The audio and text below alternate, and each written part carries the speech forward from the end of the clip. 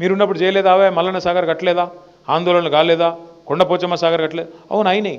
కానీ కేసీఆర్ ఏం చేసిండు? పిలుచుకొని మాట్లాడిండు. ఆ రోజు మంత్రులు డైరెక్ట్గా పోయి రోజులు చర్చలు చేసి ఒప్పించి మెప్పించి వాళ్ళకి ఎంత ఇయ్యాలనో ఇప్పించి అవసరమైతే ప్లాట్ ఇచ్చి ఇల్లు ఇచ్చి పరిహారం ఇచ్చి వాళ్ళకి రేపటి రోజున మీ భూముల విలువ పెడుతుందని చెప్పి సంజాయించి కాలు పట్టుకొని కడుపులో తల పెట్టుకొని ఒప్పించుకున్నాం, ఆఖరికి చేసుకున్నాం. మరి వీళ్ళేం చేయాలి?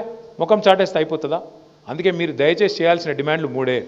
ఒకటి, మాకు అలైన్మెంట్ అన్నా శాస్త్రీయంగా చేయండి, మేము అభివృద్ధి వ్యతిరేకం కాదు. రెండు, నష్టపరిహారం సమంజసంగా ఇవ్వండి. ఇది సరిపోదు, ఏ రకంగా కూడా బహిరంగ మార్కెట్లో ఒక రేటు ఉంది, ఎస్ఆర్ఓ రేట్ ఒకటి ఉంది. మరి దాన్ని పెంచి మానవతా కోణంలో ఒక దగ్గర మామ్నూర్ ఎయిర్పోర్ట్ కాడ 1,20,00,000 ఇస్తున్నారని చెప్పి కూడా తమ్ముడు ఇచ్చిండు వెంకటేష్. ఎకరానికి ఎయిర్పోర్ట్ 1,20,00,000 ఇస్తారు. మరి మీ దగ్గర ఎందుకు ఇవ్వద్దు అనేది మీ ప్రశ్న. అది వాస్తవమో కాదో నాకు తెలియదు, చూడండి. వాస్తవం అయితే సంతోషమే రాములన్న. అయితే అవన్నీ కూడా లాయర్లకు ఇవ్వండి. ఇంకా అదే చెప్తున్నాను. ఎందుకు చెప్తున్నా అంటే వాళ్ళు ఇంటూరు కాబట్టి.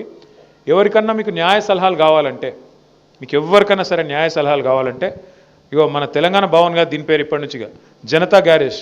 మీరు ఎప్పుడంటే అప్పుడు రావచ్చు, మీకు ఏ సమస్యలు ఉన్నా వాళ్ళకి చెప్పచ్చు.